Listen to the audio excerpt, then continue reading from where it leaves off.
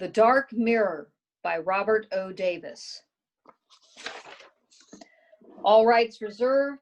For information regarding production, contact the author at 302-245-1802. Maddie McDonald, E.J. Panico. Brenda Stewart, Jennifer Ramsey. Donald Spicer, Richard Block. Roger Millam, Jeff Martini. Tom Keller, Bob Davis. Stage reading, Vicki Cook. Time, the present. Place, outside of Boston. Prologue. Roger sitting downstage at a small desk, thoughtfully writing. Some often listen, but don't hear. Some hear, but don't comprehend. Others just prefer to ignore and live in a world of denial. That should be a good start. Lights down on Roger and up on the lab. Setting. It is the first week of January. The Laboratory of Radio Astronomy International, RAI, in the Boston suburbs. There are bookshelves lining the walls, crammed with ledgers and large volumes. On the walls hang pictures taken by space-based telescopes of celestial bodies. There are several tables throughout the room with electrical components, and on the center table is a large oscilloscope. The equipment is all functioning and lights flicker on and off as if signals are being received. 3 or 4 chairs are next to the tables. A short burst of sound and a line runs across the large oscilloscope. This sound is from an FRB. Note, FX, fast radio sound effect. Professor Donald Spicer enters, talking over his shoulder to Maddie McDonald and Brenda Stewart. Vicki, do you have stuff outlined in yellow that I said to read? Yeah, you don't, okay. Just read the yellow. You're reading Okay. everything. Okay. Go. Just keep going. Donald? Oh, I'm sorry. This is the lab where we gather the information from the various radio telescopes that we were discussing. I assume this is where we'll be doing most of the analysis? If you don't mind, Professor Spicer, could you direct me to the ladies' room? Oh, of course, I'm sorry. I didn't think of that before. It's a long, cold trip out here, and I guess the snow we had last evening didn't help with the traffic coming out of Boston. 3 inches and the whole world comes to a stop. Everyone's coming back from the New Year's break, I suppose. Nevertheless, let's discuss what you're both going to be doing out here and the reason for this location. It is a bit remote and not an easy drive, especially in this weather. My apologies, but there's a good reason we're here. We attempt to get away from any microburst activity or anything else that could affect this sensitive equipment. If you don't mind, where is... No, I'm sorry. It's down the hall on the left near the tracking center. Since we're a small unit, you'll see it's one for all, but no one will disturb you. Hurry back. We have a lot to cover, and I have another class lecture in an hour. No one will disturb me? How disappointing. She exits. She has a nice sense of humor. First time anyone's accused her of that. She is a bit intense. As I assume both of you are, or you wouldn't be here, astrophysics, as we say, is not for those with a head full of space. That's very clever. I'll have to remember it. Just pull up a chair. I'm really glad you're both enrolled in the program. We need some pretty faces to offset that collection of gray beards. I would hardly call you a gray beard. You haven't met the entire cast yet. You want that stage direction to be read or not? No. No. You'll be able to see the scopes better over here. How's this? Fine. Let me get another for your classmate, Miss Stewart. That was interesting. By the way, the lock doesn't work. Someone tried to come in? No, but I did meet a guy named Brendan waiting outside. Well, that's Brendan Wild, a lab assistant. Nice young fellow. No problem, I hope. No, he seemed nice enough. I'm sure you'll get along. Now, please take a seat. Let me go over what we do in this lab. As part of your PhD program, we try to challenge our students to not only see the universe, but to listen to it. I'm sure you're aware of the 3 locations in which we have installations of radio telescopes. 3? I was only aware of the ones in Puerto Rico and Green Banks, West Virginia. There are others? I see you've done some homework. No, we only have 2 radio telescopes in the US, but But there are also ones in Canada and others, the so-called DSN telescopes in Spain, Australia, and California. Isn't that correct? DSN. Sounds like a new streaming channel. It has quite a different purpose. These are called deep space networks and are primarily used for tracking satellites that travel in deep space. Miss Stewart, you seem to be very well prepared. Yes, they are part of NASA's Jet Propulsion Laboratory. Their mission is different. Deep space? Isn't that what you're tracking in here? No, deep space starts at only 1.2 million miles. We, on the other hand, are talking about light years away. Take, for example, this sound. He goes over and turns up the sound on the main oscilloscope. We hear the same sound that opened the scene.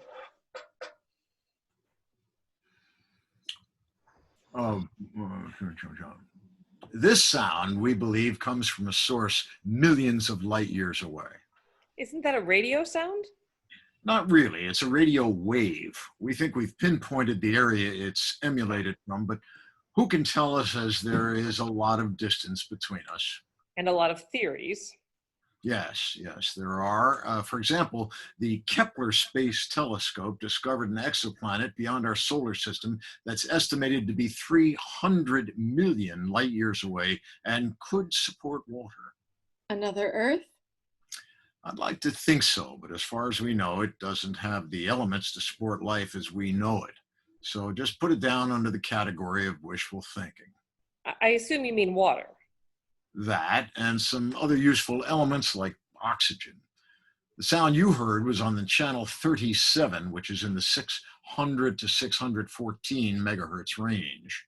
The frequencies are assigned by the Scientific Committee on Frequency Allocation based here in the US. Isn't that correct? Well, yes, but the first sound, somewhat like what you just heard, was in the year 27 and from the Parkes radio telescope. It was just a single burst occurring now and then. Now and then? Yes, until 2018, these were only short but random microbursts. Then something very unusual happened. My guess is they stopped. No, the bursts started to repeat. I read about that. Every few days, is that right? Every 16.35 days to be exact. And that, my dear students, that is why you both are starting there, here. Initially, you'll be part of the SETI program. That's the Search for Extraterrestrial Life. You have done your homework. On the bookshelves over there, you'll find log books. These are used to record the radio sounds and the frequencies they arrive on and the length of the sound. We're also tracking the times and the number of occurrences. You mean we have to sit here and listen to that? No, we record each of these sounds and the information can be downloaded to your computers for tracking.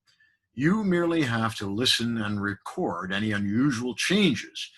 It won't take you long to interpret what the computer software has detected. It's very sophisticated. Will we be able to download the program so we can record this at a remote location? No, please use the log books here. I'll review your findings on a monthly basis as well as any suggestions you may have for software development. Both of your resumes show you have advanced computational skills. The other parts of the course are online, correct? Yes, they are. And along with your lab work, we'll run together through June, and then your summer lab work will begin. That'll be held out here as well. Do you both live together? No, Brenda lives a few blocks away and we carpool. I live with my fiance, Roger. Is he in graduate school as well? No, he's a journalist and has been working for a small local paper up in New Hampshire for a few years. A journalist. I see. A problem? I'll be glad to take him off her hands. My concern, Miss McDonald, is that you limit your discussions as to what you find here. In the past, some data has leaked out, and very quickly we were inundated with requests for interviews. Interviews? What sort of interviews? Aliens, spaceships, how do we contact other galaxies? We even had requests to talk to long dead family members. You see, it can get complicated as well as time consuming. Now, can we get on with your orientation? As you know, the sounds that you see translated there here are microbursts. They only last milliseconds, right? So we can see as well as hear them? Yes, and that's because of the supercomputer that can slow down the sound and distinguish it from other space noise. You mean like radiation and solar winds and stuff like that? The algorithm we use is called coherent integration. It helps to distinguish the most interesting signals from the clamor. Do all these sounds come from just those two radio telescopes? I read you get most from the CHIME radio telescope in Canada. Aren't there limitations from the ones in Puerto Rico and West Virginia? Who's conducting this class, Miss Stewart? Sorry. You are correct. The CHIME has a far greater scope. It scans a larger area every 15 minutes. You'll find the data in your updated manual. It's really a spectacular piece of technology. Now, before I go, let's discuss your project for this semester. Can we hear again what the signals sound like? Why not? He goes over to the recording device and plays back the signal. Here's the sound in its first burst, and here's the slowed down version. And that varies from time to time? Yes, and after a while, you'll learn a lot of interesting things listening to those signals. It takes some time to get used to them. I'm sure you'll have lots of questions. Can I ask one more? Of course. Do we have any coffee? Sorry, I should have told you, Miss Stewart. No one calls me Miss Stewart. Brenda, please. Certainly, Brenda. Yes, there's a coffee in the upstairs lab where Brendan, who you met, works. You'll also find in our refrigerator a generous supply of bottled water, thanks to the folks at Boiling Springs. Take as much as you like. Sorry about not telling you earlier. Now, any other questions? Where does most of the noise come from? Perhaps Brenda would like to answer this. I think from some exoplanets or exploding stars. Is that correct? Almost. We also get them from the microwave oven in the lunchroom near the source. Really? That and a lot of other things we've discovered put up interference. It's why our locations are carefully chosen to be out of the way, like this place. Long ride out here. Sorry about that, but it couldn't be helped. Now, every 3 or 4 weeks, you'll come down here and listen to the recording and look at the signals on the scope. Put down your observations. We'll alternate your turns in the lab. Miss McDonald, can I call you Maddie? Of course.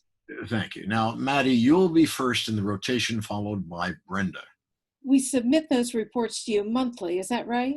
Yes, in summary form, the length of the intervals with a graph.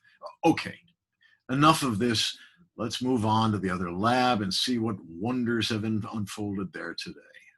Professor, one other question before we go. In the outline of the curriculum, it mentioned we would be visiting West Virginia and perhaps the Puerto Rican sites. When will that happen? Most likely sometime in September when listening is at its best. Come on, now let's go upstairs and get some coffee or water if you like, and you can see what's happened in space while we here are filling it. As they all exit, the lights are dimmed with only a single spot on the scope in the middle of the room, FX. We hear the signal of the FRB, and it slowly segs into the sound of a violin playing "O Holy Night," fade to blackout. 1 month later, the main classroom of RSI. Brenda and Maddie enter talking as they sit down at their desks and open their notebooks. It was certainly weird, I can tell you that. They must have been doing this since 1932, and they must all be nuts by this time. Did you listen to all the audio tapes? Yes, Roger heard the beep the other night. He thinks it would drive him crazy. You and Roger are discussing this stuff? Only the beep signals. I'm not sure about the other. I envy you, I think. You guys have any plans on tying the knot? Don't you think it's about time? Not now. We'll work something out later when we both have our feet on solid ground. Of course. After all, he gets to live with you and enjoy all the benefits and only has to pay half the bills. What a deal. Why buy the whole cow when you only want the milk? Not a bad arrangement. How's his job going? He may be sent on some assignments. Where? Afghanistan, Uganda, India? I think Portland, the home of cement. The excitement must be killing him. For some reason, his editor thinks that a Mrs. Nightingale, the president of the company, makes for an interesting story, a sort of rags to breaking the glass ceiling journey. My kind of woman. Brenda, listen to these tapes. I'm sure there's an explanation. The sound really gets into your head. So I decided to, Like 1,000 mice mating, wasn't it? sort of. So I decided to skip the day-to-day and went to the reoccurring signals. You know, the ones that come in every 16 days. I think we may have been hacked. Hacked? Who would want to listen to mice copulating? I'll play it back and see what you think. Here is the first 16-day signal. We hear the signal, and then we hear the violin playing, "O Holy Night." What do you think? We've been hacked by a violinist in need of lessons. Listen to this. I'm now going to move up to the next sequence. We hear the same signal, and then the following. It's hard to believe, but he touched down in France for the first trans, then it fades out. What do you make of that? Sounded like a football game. I think that was a report of Lindbergh's flight across the Atlantic. It did sound like that. Whoever is doing this is having a lot of fun reporting history. I thought this was going to be boring, but by God, it's turning into more than a study of neutrino and quantum theory, which is really boring. Here's the next to the last one. We hear, today Japan invaded China in a clear provoking of, fade out. We're getting a history lesson. Maybe he's an out-of-work professor, which some of them should be. One more. She plays the signal back again. We hear Frankie Lane singing the first part of That's My Desire, then fade out. Who is that? I looked it up. It was Frankie Lane. He was really popular in the late 40s. You gotta love this guy. He's into the golden oldies. Are you sure you didn't have your microwave oven on? Professor Spicer enters. Morning, Maddie, Brenda. Trust you found the coffee pot and the water in the fridge. Yes, thanks. I didn't realize I drove here this morning until after the coffee kicked in. Okay if we carry the water to our class? Certainly, it's still a little cold out there, isn't it? I can't wait for the spring to come and for another year of Red Sox games. I didn't know you were a fan.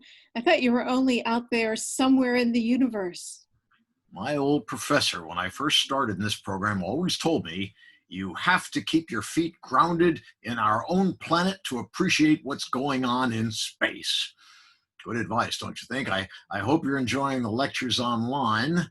We'll continue that part of the curriculum for a while and continue to meet once a month to review your lab work. Maddie, anything of interest this month in the lab you would like to discuss or have clarified? Not sure where to start. Really? That interesting, is it? Start with the football game.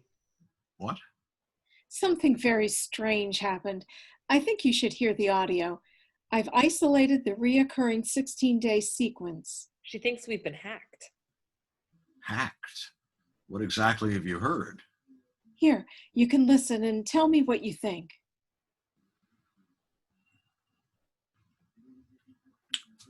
Well, someone's having fun with us. I'll have the technical staff look into it. Clearly, it has to be somebody with good knowledge of electronics and how we get our data. It's from Berkeley, isn't it? I think that's what the prospectus said. Yeah, we do, but perhaps someone got to it before it got here. I can't wait to hear what our hacking friend comes up with. Hopefully, we'll get this resolved within the next few days. Thank you for bringing this up, Maddie, and for isolating the tape messages. Must have been a little confusing, to say the least. Yes, it was, but not nearly as confusing as the last lecture on the Anita findings from Antarctica and the quest to find the neutrinos. There are several theories as to where, and even if they exist, quantum physics tries to explain it. If you'd like to discuss anything further, drop about my office, Maddie. He looks directly at Maddie, then turns quickly away as he exits as the lights fade out with only one spot on Brenda and Maddie. It is 1 month later. It's been a month, and I guess our technical wizards can't figure out what's going on. It kind of makes you wonder just how good they really are. What did you hear this month? This is even better. I think our guy's a frustrated disc jockey. We hear the signal and then the beginning of the "Tonight" from West Side Story and fade out. He's into Broadway now. His taste is changing? I wonder why it fades out. Here's the last 16 days chatter. We hear the signal and then today, June 17th, China exploded a hydrogen bomb. It was the beginning of a new, the sound fades out. I like the Broadway stuff a lot better. How did he get into our scope? Was it the same stuff the next two sequences? Along the same lines, the next time he talked about the Space Shuttle Enterprise and the development of the neutron bomb. It's like an old edition of the evening news. The last one was best. It was about the Rotary clubs having to allow women to join. Finally, some worthwhile news. That was it? A short burst about Oliver North. I remember something about him. I think he and the signal both faded pretty quickly. Maybe that fading's because the hacker guy has some kind of a weak device. Weak device? Maybe that's his problem. That's not exactly what I meant. It's your turn in the barrel next month. I was assigned to look at some data from the Gemini telescope in Hawaii. I'm going to ask Donald if I can go out and look at the stuff in person. I'm sick of this winter. Good luck on that. Did you see the chapter on multiverses? My God, Donald is really brilliant. Lots of theory. I like the discussion of the cosmological inflation that can cause multiple Big Bang occurrences. That's stuff you can really dig your teeth into. You know, Brenda, after finishing that chapter, I got to thinking there could be a lot of universes like ours. I mean, just suppose, this stuff we're hearing is from one of those. That's the stuff of Asimov and not science. But it does make for more interesting listening than those annoying little sounds. I bet they will find this is some nerd in the SETI program that is frustrated that he hasn't found any extraterrestrial life. Speaking of nerds, I've got to be going. I'm meeting with my restroom buddy, Brendan. He invited me out for a drink. Brendan, the lab rat? Assistant lab rat. He seems like a nice guy and told me I could use the restroom and he would stand guard. You don't get gallantry like that anymore. You mind if I listen to your recordings? They sound more interesting than mine. Knock yourself out. Roger's coming to pick you up, isn't he? It must be nice. We're going out to dinner. That is, if he remembers. Last I heard, he was watching a YouTube on the history of concrete. You should have a lot to talk about. She exits. She opens her laptop, puts on earphones, and inserts the USB stick and listens and takes some notes. She then puts her USB stick from the previous month and listens. She takes it out and starts to look something up on her laptop and jot down some notes. Fessenden, Reginald, 1907. O holy night to the ships at sea. A week later, the Crooked Pasta restaurant. Roger and Mandy are having dinner. I need to get something to get my blood up again. I'm still freezing. Remind me never to go to Portland again in the winter. That cold?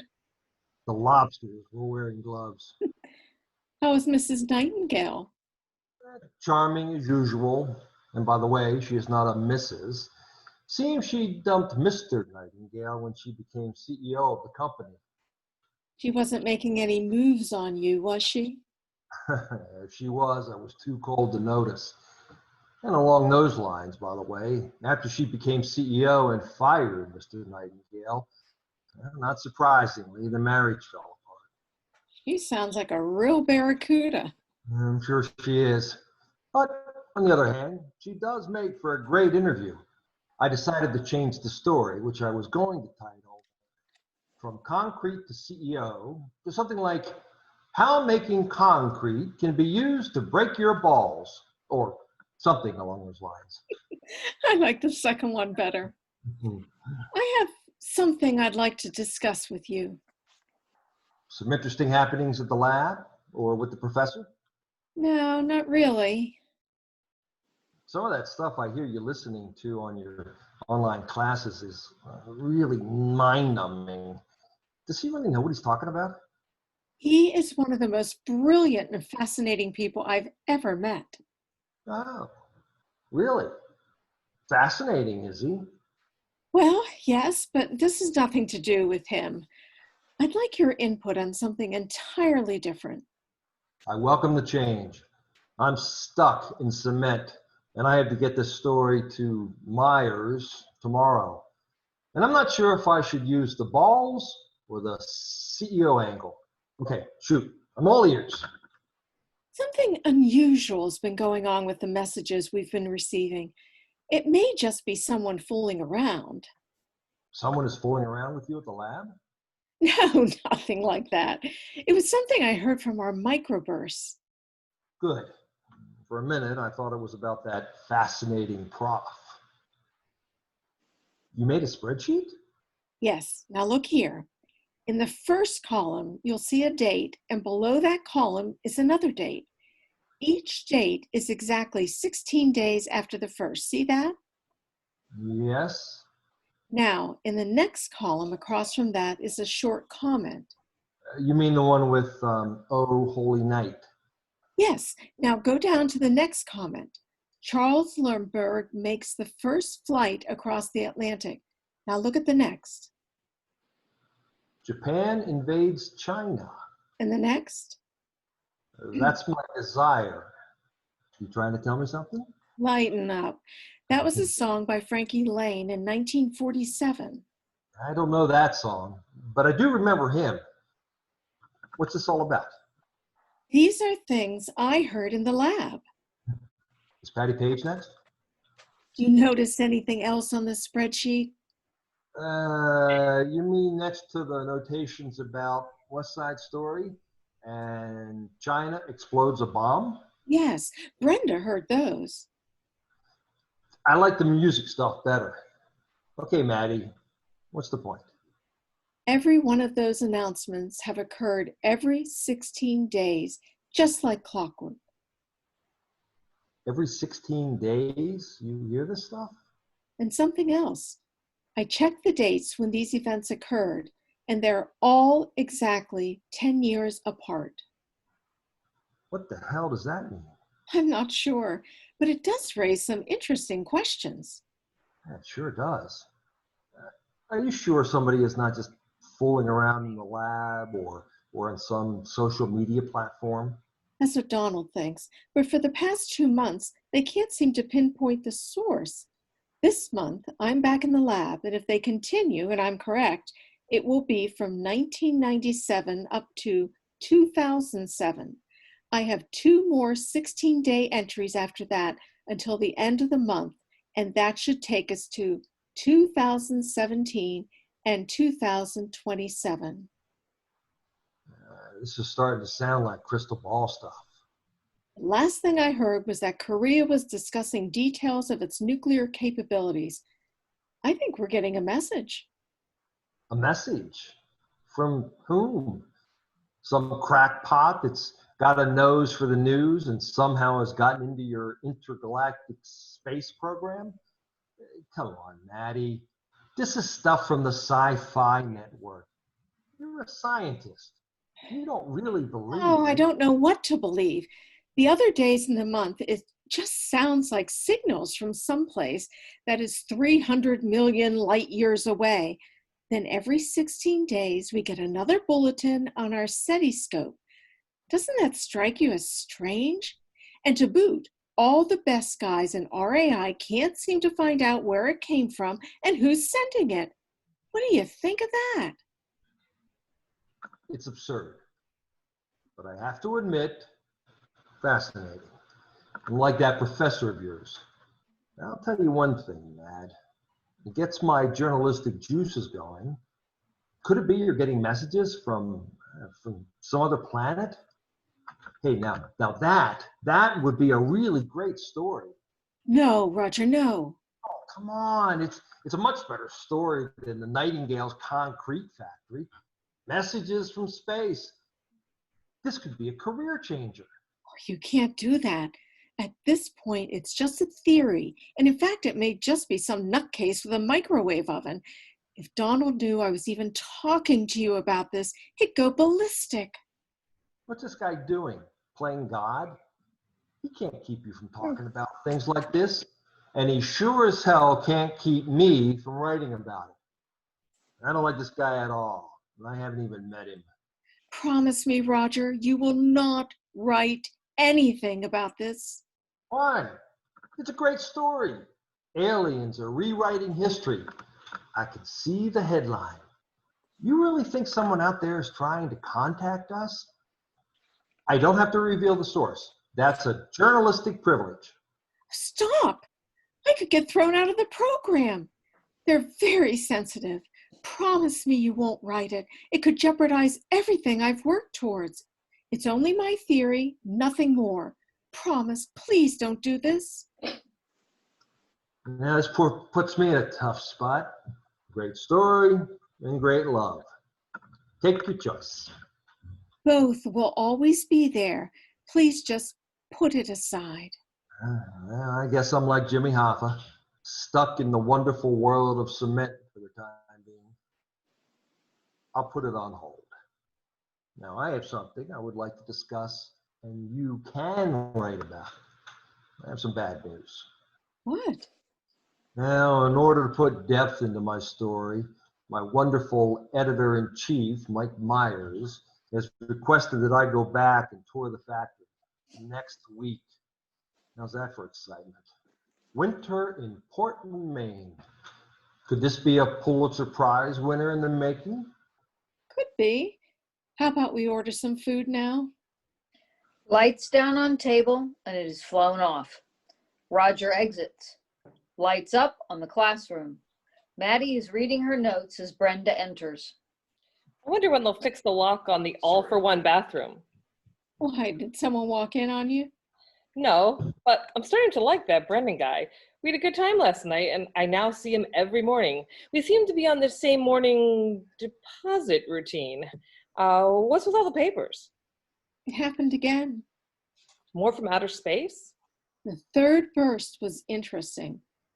Here under 2017. North Korea threatened thermonuclear war. That's no big deal. They do that every week. Are you ready for the next? According to your 10-year theory, that would be 2027. That's not even here yet. What have you got? Listen, 100 million people are no longer... Are no longer what? Stop there. It just faded to the normal signal again. This is like a daily soap opera. Keep them hanging until tomorrow. Somebody or something is really yanking our chain. Have you discussed this with Dr. Donald yet? I have a theory about these messages. Ooh, a theory is it now? Yes, and it is just that, nothing more, and I would like your opinion before discussing it with Donald. First, think about this. Why are we the only ones getting them? Who says we are? Well, if someone else is, why aren't they reporting them? I haven't heard from anyone else. Have you? Well, no, not yet. Not yet. It's been 3 months. You mean all those people with all the radio telescopes are spending their time ignoring these messages? Not one peep from a group that loves to startle the world with their discoveries. Doesn't that seem a little strange? You do have a point. Okay, what's your theory on this? Out with it, and be quick. Donald will be here any minute. I don't think he'll be thrilled to discuss theories. Suppose, not just suppose, I know this sounds crazy. Morning, ladies. How are you both today? Out of this world, so to speak. Glad to hear that. Okay, let's get a full report. I have a staff meeting in half an hour. I believe you were back in the lab this month, Maddie? Before looking at my report, can we discuss something? Sure. Have you made any progress on where these strange messages may be coming from? How are the technical guys doing? This is starting to freak me out. I can see why. Bothers you as well? Well, yes, it does, but the tech guys are very busy, so I try to only request their help when we have a really pressing need, and frankly, I don't know what to make of this. So you've heard the messages as well? Where do you think they're coming from? Any ideas? It won't be easy to unravel. You see, we have numerous radio telescopes throughout the world, numerous methods of reporting the various radio frequencies these sounds can be heard on. It's a complex matter. And frankly, it seems like we're dealing with some highly technical guy that's trying to stir up some science fiction scenario. I guess that's one theory. Another could be, I suppose, that he's a writer for a movie or television series. Uh, Let me suggest that we be patient, keep this discussion in this room. We'll get to the bottom of this in due course. Can I ask another question? Sure, Brenda, what is it? Aren't the repeating signals only coming from FRB 121.102 on a set megahertz frequency? Isn't that true? It is, and it isn't. Each dish has different frequencies. As you know, our channel 37 in the radio Quit zone is at the 600 range. So you see, these frequencies are a bit complicated. It sure is strange that we're only getting the sounds here. Let's hear what you've heard this month. I'm sure we'll get to the cause of this. I'll listen in as well. Let me be clear. I don't want this to distract you from your other studies. Now, what do you have? Everything's pretty routine. The bursts come quickly and then fade. Nothing unusual until we get to the 16th day repeating bursts. As you can see, it starts out like all the others and then a short sentence, or I should say, part of a sentence. Maddie has an interesting theory. Yeah, what is that? I went back and traced the first sounds, the violin playing, and then looked up when the next event occurred. I see. And what did you conclude? The violin appears to have been played over the radio for the first time in 1907 by one Reginald Fessenden on Christmas Eve to Ships at Sea. He also read some scripture from Luke. Yes, I heard that. I then looked at each message we received on the 16th day. The events mentioned are moved up by 10 years. It's in my report, and this month's is even more interesting and perhaps alarming. Do you think someone is trying to tell us something? Yes, someone is, but the question is who and from where. A thought. Suppose that the signal was coming from out there, someplace, millions of light years away. They would have to be pretty advanced to do that. Yes, I think they would have to be. What's your point? Could they change their frequencies? Maybe others are getting the same messages. I guess if you really want to believe Maddie's theory, then anything is possible, but we, and now you as scientists, have to get some proof of this theory, don't you? I have to admit it's food for thought. Her theory is one thing, but the last message is a little concerning. He reads from the Maddie's report. 100 million people are no longer. Did it end there? Yes. Wherever or whoever really knows how to get us hooked. Maybe we'll be offered a subscription to some magazine or streaming service next. Could it be a real message? Suppose 100 million people died from a virus or a bomb or something even worse. I know you're concerned about this, and we are too, and we will get to the bottom of it. Let's put that aside. Now, from your lectures so far, you're somewhat conversant on just what is happening in outer space. As we know it, it's not a static thing, but evolving. There are neutron stars, black holes, pulsars, even imploding pulsars. Things are not standing still. What do you two think is going on out there? You mean like blitzer stars and magnetizers? Exactly. Any one of these could be occurring in the millions of galaxies and could be sending radio waves our way or maybe from some Boston basement hideaway. I read they recently pinpointed one source in our own Milky Way. Correct again. The repeating FRB 121102 could come from a range of other progenitor models.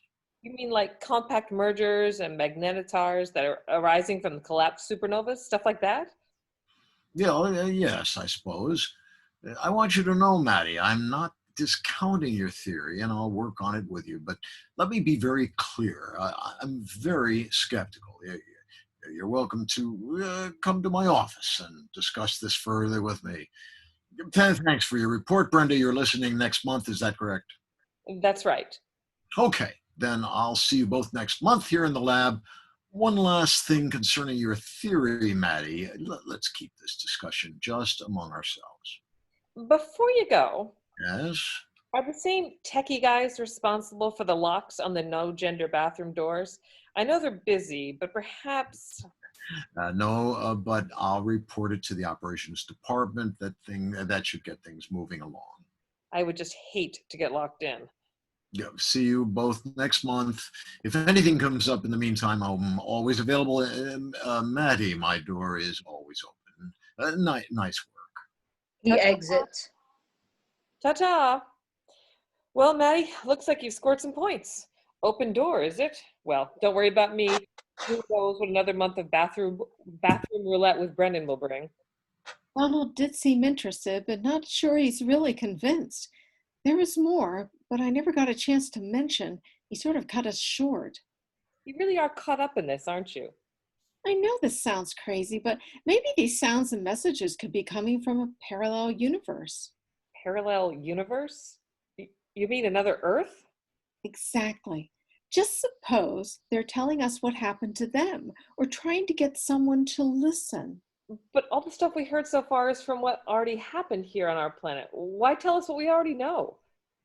It could be we're going through the same things as they did, the same events and time frames.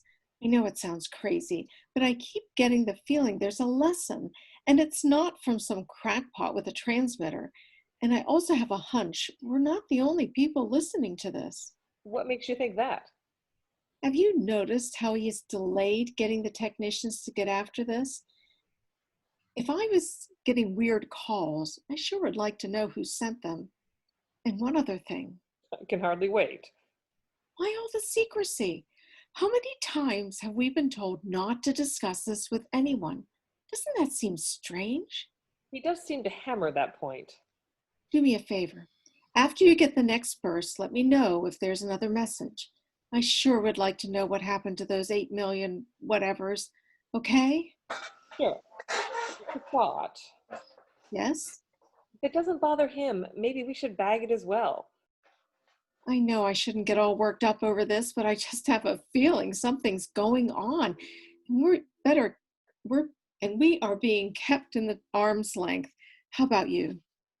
Let's think about this for a minute. Suppose we are getting a message from some parallel universe. What are we or anyone supposed to do with it? Not sure what we can do, but I would think our chosen leaders in Congress would be a little concerned if they heard. How could we ever convince them that this is happening? How would they ever convince the remainder of the world to do something about it? It is a stretch, Maddie. What would you say if we could hear that some country started, say, a thermonuclear war or developed some virus or plague? Don't you think there would be some concern? Well, sure. They put it on the news every night at 5, 6, and 7 and tell everyone to stay tuned for more at 11. You're pushing the envelope, Mad. You're right. It would be an uphill battle, and what we've heard is all rather circumstantial. I mean, it's a bits and pieces. It may amount to nothing, but I just can't get over this. Have you discussed this theory with Roger? It sure would make for a great breaking news story. Couldn't hurt his career either, just saying. I did discuss it and told him to keep it under wraps. He was not happy. He thinks I have something going on with Donald. You're kidding. And again, I see he has a certain look when talking to you. You never know what he's thinking, and it may be more miniskirts than microbursts. Very funny. I would love to have heard the remainder of the 100 million transmission. Who the hell else do you think heard this? Maybe God. Blackout. 2 weeks later, the living room of Maddie and Roger's apartment. Maddie is sitting on the couch reading a large textbook and taking notes. She goes over to her laptop and turns it on. We hear Donald's voice. In this discussion, we'll focus on the so-called first detection of radio frequencies by Carl Jansky. These occurred in the Bell Labs in 1932. He surmised they were from the Milky Way and the constellation of Sagittarius. Please refer to the illustrations on page 51 of your textbook. This initial discovery was further expanded by Grote Reber, who built a G-meter parabolic. Roger enters. He has on a raincoat and turns and shakes out an umbrella and places it in the hallway. He's agitated. He has a briefcase that he throws on the floor as he takes off his raincoat. It's terrible out there. The damn rain was coming down sideways. Getting a cab from the airport was horrible. The line, it was about... You look soaked. Take off your raincoat and go hang it in the shower. But first, take your shoes. They're making squishy sounds. Did you get anything to eat? No, I thought I could get something at the airport, but I was so late in getting there, I almost missed my flight. Can you put on some coffee? No, skip that. I'll just have wine. I need to warm up. I'm gonna go get out of these clothes. I'm soaked to the skin. Be right back. Okay. Anything else I can get you? We don't have much. How about a sandwich or eggs? I think we have some. What? Do you have any eggs? I think so. Yes, we have some. If you don't, a sandwich will do. Eggs it is. How'd the interview go? Like the weather. Shitty. Sorry to hear that. How do you want your eggs? Entering wearing a bathrobe and drying his hair with a towel. Sunny side up. We need something to brighten up the gloom. Maddie puts a pan on the stove, then turns one of the burners on. She puts the eggs on the counter. He comes in behind her and kisses her neck. She turns and kisses him. God, I missed you. I thought I would never get back. Everything's a mess out there. What I do for a story. I was worried. They said the rain may freeze. I'll put these eggs on toast. Still holding her and nibbling at her neck. How about dessert before dinner? I need to warm up. Let's eat first. That's the proper order. Besides, I didn't have anything to eat either. I did miss you. She kisses him one more time and then returns to putting the eggs in the pan. The pan is hot. These will be ready in a minute. Why don't you open a bottle of wine? That'll warm you up. There's one in the cabinet. I think it was the one Brenda brought over. Toast? The official brush off. Sure, toast will be fine. I'll get the wine. Can't get rid of the chill. Any mail? On the desk. Nothing important. Couple of pieces of junk mail and the weekly reminder from Congressman Tom Keller to be sure to vote for him. I do not understand why he wants to continually run for Congress. Why would anyone volunteer for the abuse? It does make one wonder. The eggs are almost done. Get some silverware and napkins. Coming right up. He looks at the label on the wine bottle as he's opening it. Menage a Quatre. Where did she get this from? Cat house? Here you go. Chef's special. I'll be right back. Chef special. Wow, this wine's not bad. It has the taste and bouquet of the Russian's feet that stomped the grapes. Thank her for bringing it, and please ask her for the antidote. It can't be that bad. Well, madam, Let me pour you a glass, and once you catch your breath, I would value your opinion. Oh my, it does sort of take your breath away. As well as falling arches. You just have to get used to it. One would have to live long enough to do that. Hey, sweetie. Ah, these eggs are sensational. So much better than airport food. I'm glad I waited. So the tour did not go well? I can assure you that it will not advance my career. I found out after talking to Mrs. Nightingale that she will never sing in Berkeley Square, nor will my piece ever see the light of day. Sorry to hear that, Raj. You put so much work into it. Yeah, the subject matter was the problem. I found out after 10 minutes of touring the factory and talking to the production manager that I was nodding off. I really don't think anyone gives a good goddamn about cement. I'm not sure Mrs. Nightingale is all that excited either. My career in journalism could be jeopardy. This toast is not bad. And I'm starting to like the wine, or maybe I just need it to cheer me up. You sound a bit down. Sorry. I have to get this article to the boss, and I found out that making cement and concrete is a lot more complicated than I thought. I have something more to tell you. Did you know that cement is pulverized limestone with oysters and freshwater mussels or seashells? These are then high heated to get rid of the CO2. Can't have any of that. Then there is the issue of concrete. Listen to me. You have to have a mixture of cement and water mixed with gravel. Making workable concrete is a pretty tricky business, I can tell you that. You have to wear a respirator, or you... Roger, please. Oh, I'm sorry. I thought you would be as fascinated about concrete as I'm supposed to be. Would you like to hear about raising chickens? This may be my next foray into the world of... Her cell phone rings as it is on the desk. Hand that to me, will you, darling? It's the wine merchant, Brenda. Most likely checking if we are still breathing. Nothing, just something Roger said. Yes, he is starting to get funny.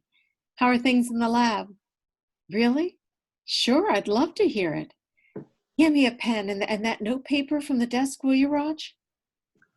More stuff from space? Can't wait. This is important. Okay, play it back. Holy shit! I don't know what it means, but it's frightening. Have you discussed this with Donald? Donald. Roger, please, this is important. Back to Brenda. Let me be sure I have it right. That's it? I don't know, but we have to do something. I know, but this is a message, I'm sure.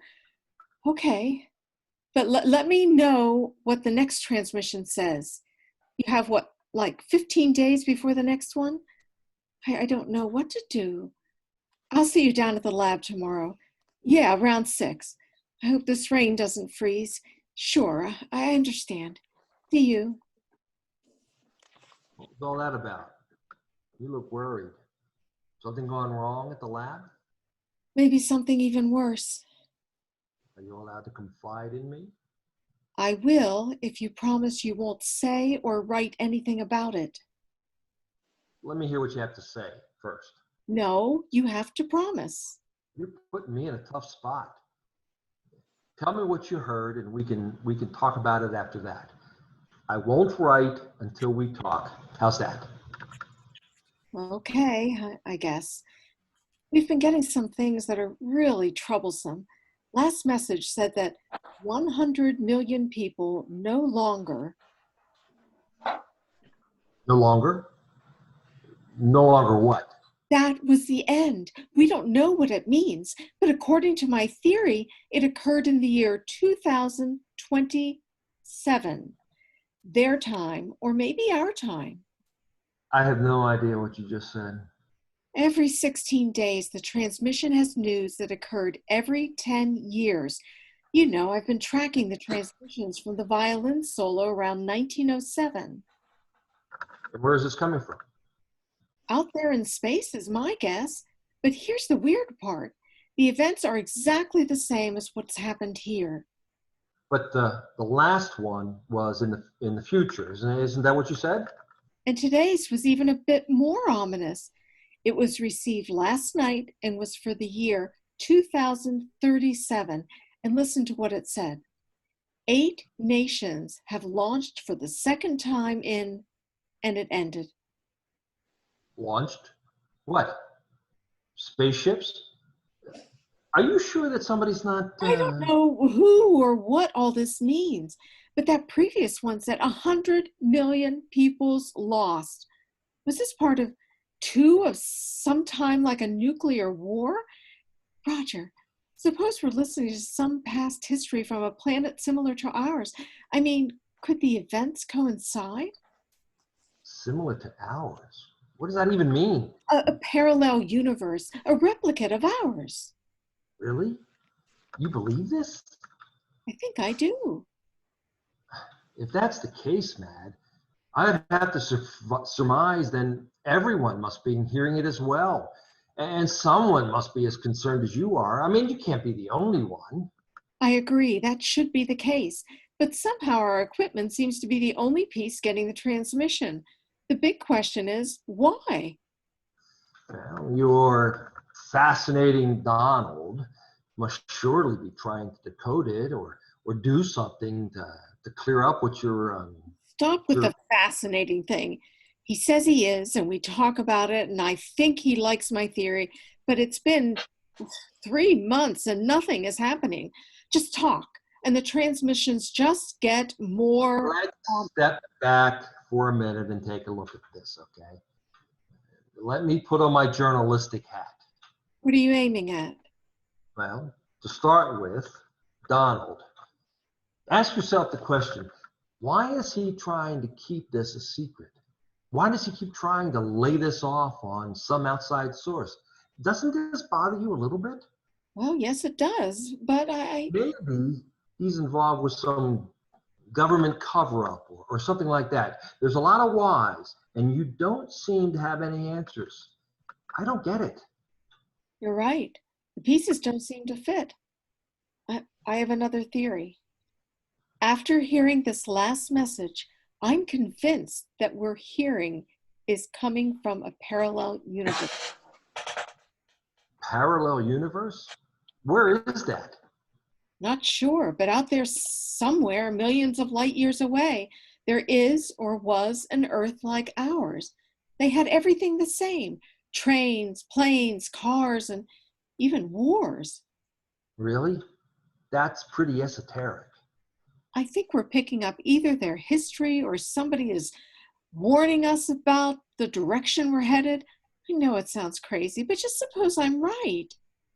Well, suppose you are. Surely, you're not the only one to have come to this conclusion.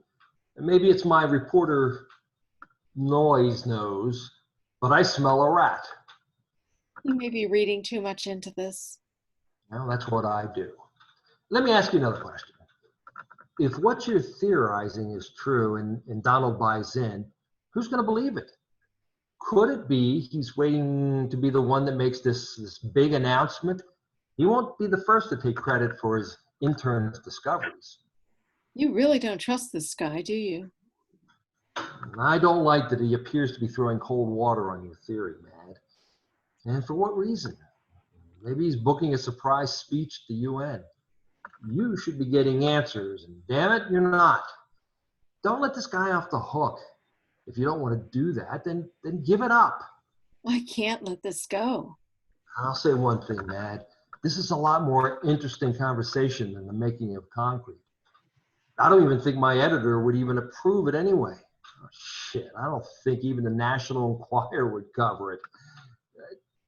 Does Brenda share your theory? Not sure. She's worried that it may leak out and jeopardize our scholarships. But it should leak out. How else can you get to the bottom of this? If, in fact, there even is a bottom. If we could only get some other good minds discussing it.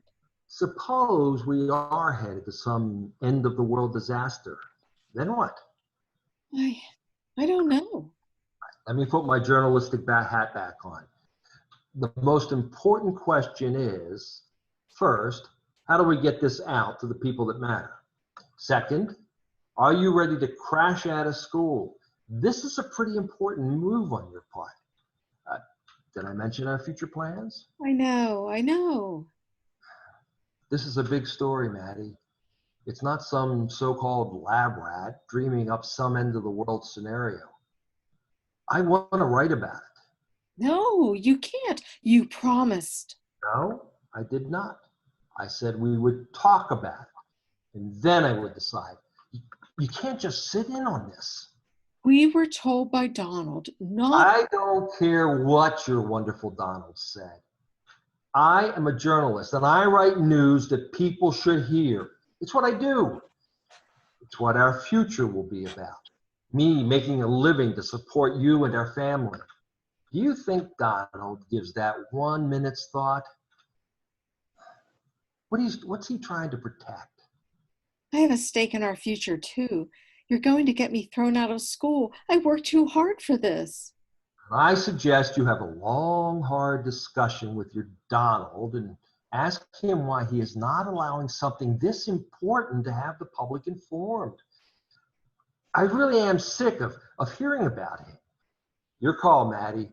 You have a couple of weeks to get him to clarify why this story should not be told. One last point. And what would that be? This is the type of story that could make a career for me. It is important and it must be told. It's not only our future, it could be a lot bigger than that. Your call, either Donald or me. 2 weeks. I'm going to bed. Roger, don't do this. Come back. Don't do this. Curtain. End Act 1. Okay. The lab, 15 days later. The lab is empty. Suddenly, the oscilloscope bursts into action. We hear the beats of the radio waves. They continue for several seconds and then seg into a news report. Radio Bert. Winter is here. Mankind has finally. Goodbye. God can. Brenda enters. She goes over to the recording device and turns it on. We hear the message repeated. Goodbye. Goodbye, God can. What does that mean? She plays it again. Winter? What winter? She picks up her cell phone and calls Maddie. We see Maddie downstage taking the call. Hello? Maddie, listen to this. Okay, play it. I don't know what it means. Why the goodbye? Are they checking out? Why has God suddenly appeared? Did the guy just get sick of the shtick? What's with the winter? I don't know why they'd be telling us about a winter and mankind thing. Mankind has finally done what? Destroyed the world? Let's go back to the last one. Maybe that will give us a clue. Let me play it back. She turns on the recorder and we hear the previous message. 8 nations have launched for the second time in... Jesus, Brenda. I think the message is they launched nuclear missiles, and maybe that's the winter thing. Let me do some research and I'll get back to you. I think I've heard about something called a nuclear winter. This is getting downright scary. Meet me at the library. I'll be over in about a half hour, okay? Yeah, sure. You think I should call Donald? Not yet. Let's see what makes sense and what doesn't, and then we can try to see what he has to say. See ya. Okay, see ya. She gathers up all her books as well as the tape recorder as the lights go down on the lab and up on a table in the library. It is a half hour later. Maddie enters with several books and starts to read quickly through them. A few beats later, Brenda enters. Found anything interesting? Here's what Wikipedia has to say. Nuclear winter is a severe and prolonged global climatic cooling which can occur after widespread firestorms following a nuclear war. Soot is injected into the stratosphere, which could block direct sunlight, resulting in widespread crop failure and famine. Any more good news? It's even more devastating than that.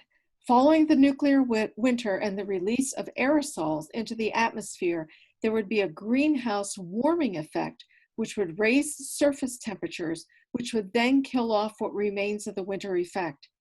How's that for what we humans can do to the world?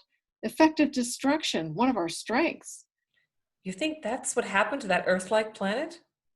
What do you think? Suppose this scenario happened. Our friends in North Korea, the Soviet Union, China, France, the UK, Canada, and us all fired off nuclear missiles at each other. I mean, that's 8 countries, and voila, we have the 8 countries that the message mentioned. Come on now. All have a nice, tidy stockpile of nuclear weapons. Perhaps by the years mentioned when this happened there, we could even be more countries armed to the teeth. Goodbye seems like the appropriate send-off, don't you think? Maybe they were calling on God to intervene. You really think God gives a damn if we blow ourselves up? He could be sitting on some star watching a repeat performance and smiling, questioning why he even bothered making Adam and Eve. I would like to think someone cares. Guy could be some busy guy knocking out stars and suns and exoplanets and black holes. I hope he's not listening to you. I hope he's a she. Let's get back to what's going on. Okay, let's see if I understand what you're suggesting. You think what we are hearing is a composite of the years leading up to the eradication of that Earth-like planet, some millions of light years out there. Is that it? That's one theory. Is there another? Maybe God is sending the messages. Perhaps she is. Now what? I don't really know. A bigger question for you. Do you really think the world would listen to 2 young girls from the wonderful world of astrophysics? Roger wants to write about it. He says the story should be told. He's given me a couple of weeks to convince Donald to let him do it. What happens if Donald refuses? He'll write the story, I guess. He seems pretty determined. If he does, we will, or rather, you will, be kicked out of school. Doesn't that matter to him? I don't know what matters to him at this time. We aren't talking much. Tell me, Brenda, are you with me on this? Before I answer that, let's see what Donald has to say one more time. Let's push him a bit. Maybe he'll start to become a believer. If he buys in, Roger can write the story and all will be well. With whom? Well, I guess with you and Roger. How about you? I am reserving judgment. Fine, you do that. In the meantime, Roger and our future together seems to be hanging. Would he really do it? He says he's going to write about it and contact somebody that people would listen to, to give some credence to his story. Who's he going to contact? I mean, who's going to believe this? The Kardashians? He mentioned a guy called Tom Keller who's running for re-election of his congressional seat. Maddie, it really is only a theory. Sure, it seems to coincide with what's been going on and maybe what is going to happen, but it's still a premise. Would Keller be willing to gamble on it for re-election? I find that hard to believe. Yeah, you're right. He may get the vote of the Star Trek fan club. After that, the pickings may be slim. Let's wait for the next message. That could clear things up. And in addition, we may be getting an offer to subscribe to some end-of-the-world website. Okay, let's wait. In the meantime, you have to convince Roger he is fooling with your education. Can you do that? Donald enters. Morning, ladies, and how is the world and the universe treating my 2 favorite students? You seem a bit chipper today. Some startling news from the world out there? Well, in fact, there is. You found the source of the hacking into the signals? You've both been assigned a field trip and will not have to work in the lab for a while. A field trip? Where? Hawaii? Unfortunately, no. You're going to the Chime Radio Telescope In Canada? in British Columbia. After a short time there, you'll move on to McGill in Montreal and then the University of Toronto. I had no idea we would be going so quickly. I've discussed this opportunity with the board. They feel the timing is good. It'll give you a chance to observe how neutron stars orbit around other stars and the mysteries of black holes. As you're aware, no doubt, the signals are processed by the X engine that you will find fascinating. X engine. You mean a supercomputer? Exactly. It's used to process 100 billion bits of data every second. It'll also give you a chance to study pulsars, which, as I assume you know, occur on a more or less regular basis. You should both find this fascinating. I'm finding things here pretty fascinating. I'm sure you do. When are we supposed to be there? At the end of the month, So soon? For how long? I would think 6 months. So let's wrap things up here and get yourselves ready for the next part of the program. This is quite a change in the curriculum. There are alterations from time to time. We, the board, felt this would be a good chance for us to accelerate your learning curve. We recognize you both need to be challenged since you are excellent students. You can continue your classwork online prior to your departure. I'm sure you'll find this a once-in-a-lifetime opportunity. Before we leave today, we have a concern we'd like to discuss. About your trip, don't worry, we'll take care of the travel arrangements and the accommodations. We're concerned about the messages we're receiving. I'd like to play you a recording of the last message. That won't be necessary. I hope you both have a wonderful trip, and I look forward to seeing you back here before the end of the year. All of your instructions will be in your mailboxes. Have a great trip. And let me know if I can... Please listen to what we heard. What do you think? 8 nations have launched for the second time in, and winter is here. Mankind has finally, goodbye, God can. What do these mean? I have no idea. Time to forget all of that. Move on. I've already given you my point of view. So that's all I have to say. Have a great educational trip. I expect a detailed report as part of your thesis once you return. I'll miss you both. Now I have another class to attend and a board meeting to follow. Will you mention to the board the lock on the bathroom door? I'll make a point of it. One last reminder, what we discuss and discover is not to leave this room, this school without my review and permission. Understand?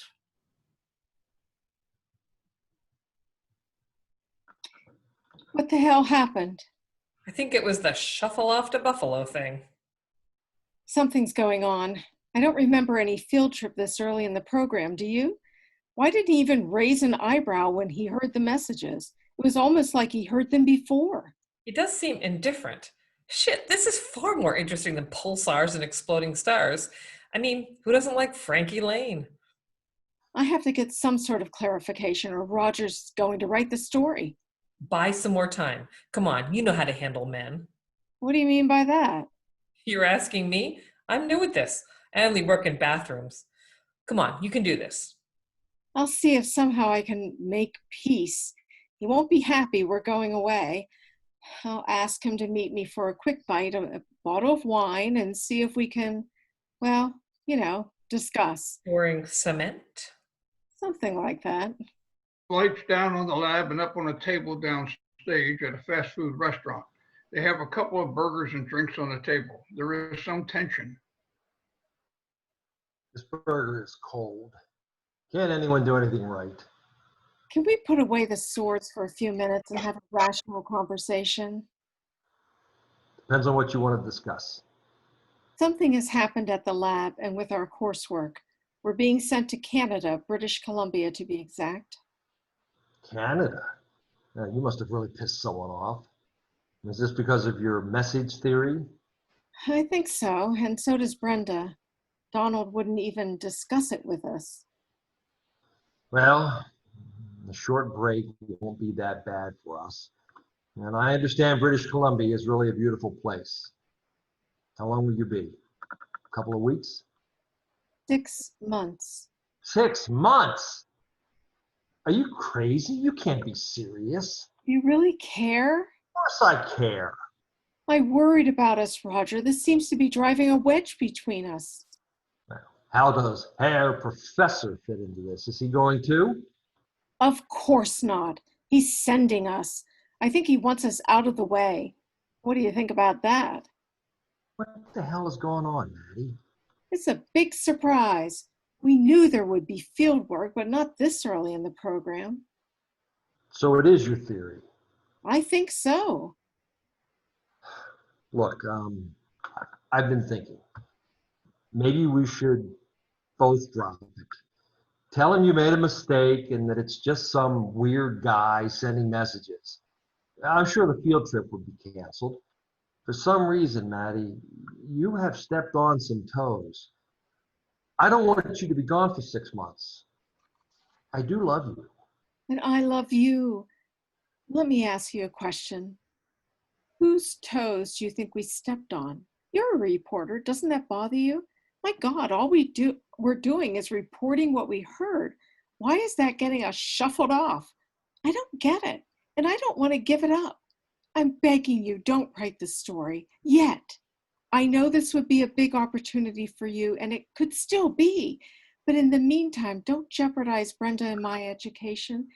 You'll get first crack at the story. We won't tell anyone else. Come on, Roger, please. Okay, okay.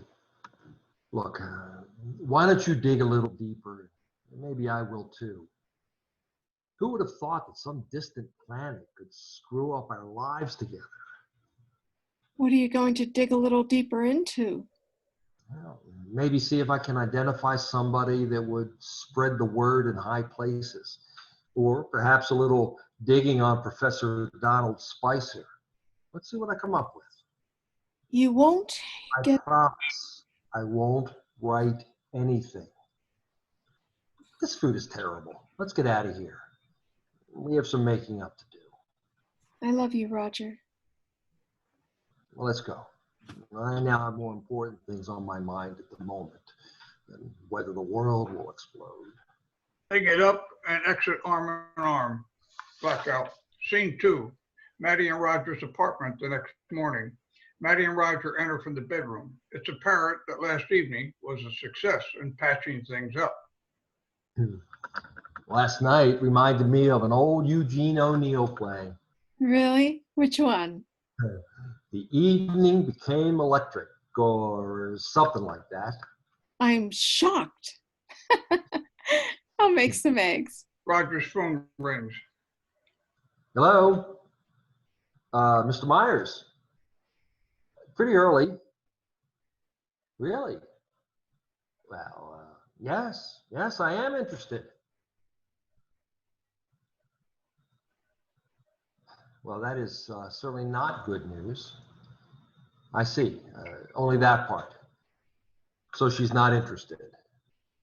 Well, okay. Where do we go from here? Chickens? Really? Chickens? In Delaware? You're not fooling with me. Of course not. I imagine that could be fascinating. Yes, I am disappointed. But I guess that's the way things go. Sure, thanks for the call. See you in the office. Shit, What's going on? they didn't like it. Your editor?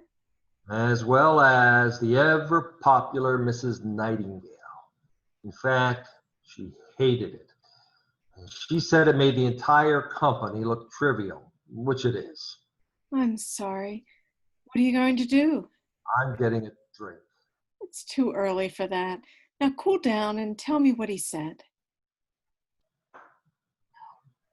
She rejected it. She said it was the worst thing she had ever read. I need a drink. Stop, Roger. This isn't the end of the world. What didn't she like? She didn't like the part about her ex-husband. She said I shouldn't have interviewed him. Who cares? He was the best part of the story.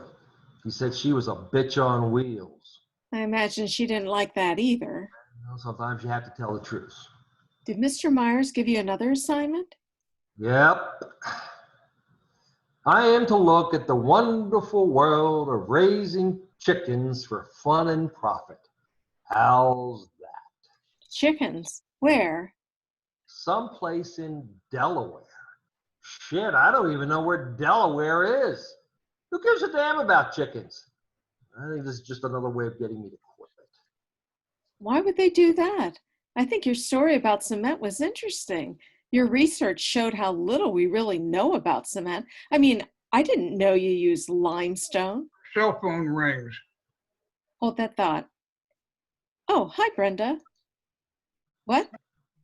I don't know what to think. That was it? That was all it said? Nothing else? Not even the beep? Holy crap. Now you believe? Okay, see you later. Thanks for the call. Something from the lab? I'm getting a drink if you want one. Only water, don't worry. We have some of that bottled spring stuff in the fridge I brought home. We seem to have gallons of it at the lab. More messages from beyond? Yes. They say anything about chicken farms? I could use a lead. This time, Roger, they finished the last sentence. Remember where it ended with God? This time it ended, God cried. Then nothing. Not even the beeping signal. Nothing. That was it? That planet no longer exists. The people destroyed all life on it. I know it's where we're headed. I'm sure of it. Look at what's going on today. We have more nuclear warheads than brains and more countries with them. All we need is one of the loose cannons to fire one off and we'll all toast. Who's going to stop it? I'm sure that's what happened. Something triggered it, and before you know it... Everyone does seem to be pissed off at everyone else. We have to do something. We're getting a warning and our time's running out. I don't care if they kick me out of the school. I know I'm right. And Roger, I am not going to Canada. I want to get this message into the right hands. You're not going. Christ, Maddie, you really are worked up. This could mean losing your scholarship and the PhD program. Have you talked to your parents? I'm sure they'll be upset. They would be more upset if I did nothing. Will you help me? Don't write anything yet. Let me do some more digging. Oh, sounds a lot more fun than those plucking chickens. Sooner or later, we'll have to get the word out. I have an idea where we could start. Where? He picks up the brochure from Tom Keller. The lights down on the apartment and up on the desk of Congressman Tom Keller. Maddie and Roger take seats in front of the desk. I made sure his secretary got the write-up. I didn't go into too many details. This will not be an easy job convincing him. Tom Keller enters. Hello, I'm Tom Keller. You must be Maddie and Roger. Please have a seat. Thank you both for coming. I was intrigued by your note, Roger. Incidentally, it was very well written. Are you a writer? A journalist. I see. I was fascinated by your title, A Universal Way to Raise Funds During a Re-Election Year. Tell me about it. I love the way young people think. Oh, the idea is really my fiance, Maddie's. I'll let her explain. Fine, go ahead. I'm a PhD candidate at RAI, Radio Astronomy International. The school's located outside of Boston. Are you familiar with it? Yes, it's a fine school. Are you studying the stars and such? In a way, yes. We study the universe and interplanetary phenomena. At present, my focus is on FRBs. FRBs? Is that some sort of spaceship? No, it means fast radio bursts, signals from outer space. Oh, you mean from Mars and the like. Any idea if there's life up there? Not really. We focus farther out than that, more like 300 million light years away. And you're getting radio programs from that far away? That must be fascinating. Not exactly programs, more like microbursts, sounds, and some other things. Maddie tracks them as part of the curriculum. I'm a bit confused. How does this help me with fundraising? Lately, Maddie and her lab partner, Brenda Stewart, have heard not only these microbursts, but also some words. You mean they're talking to us? Indirectly, yes. Interesting. Indirectly, what does that mean? We've been getting fragments of sentences. The microbursts are so fast that they're translated by supercomputers. It helps us to understand what we're hearing. I hope you don't mind, but I'm having a little trouble connecting the dots. How do these microbursts from space help me fundraise?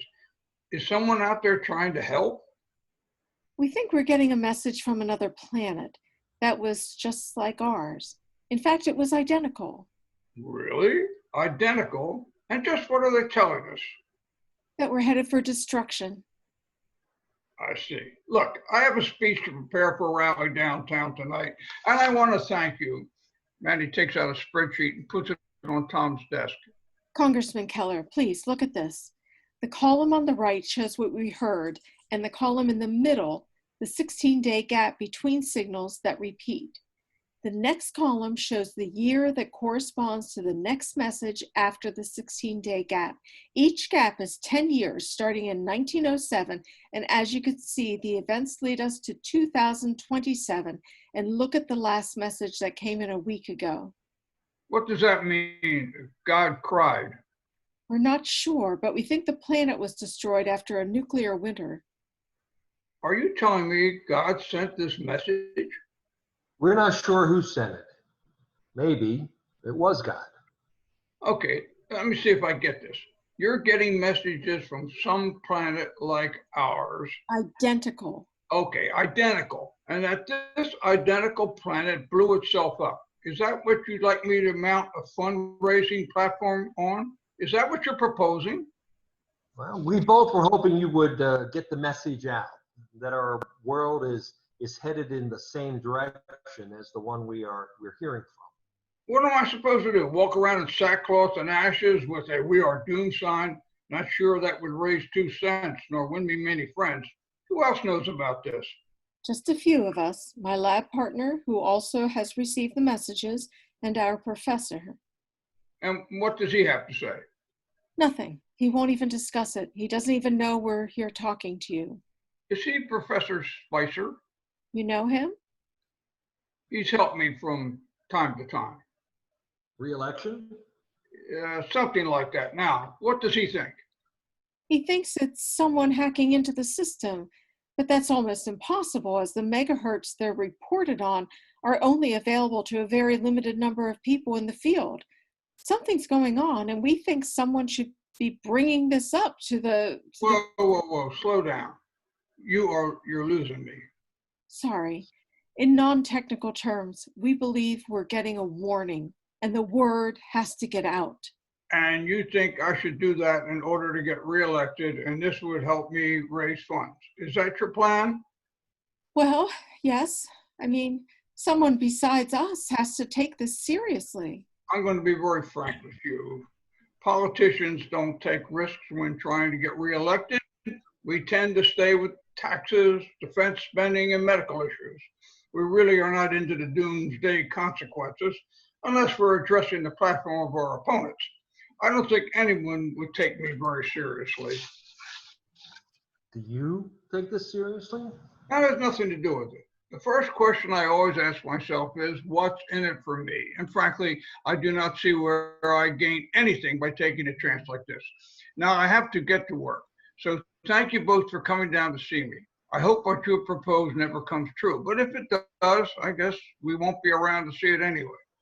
Stopping the world from destroying itself is a major task, and I'm not sure anyone can do that. I must say, this was one of the most interesting proposals I've ever had.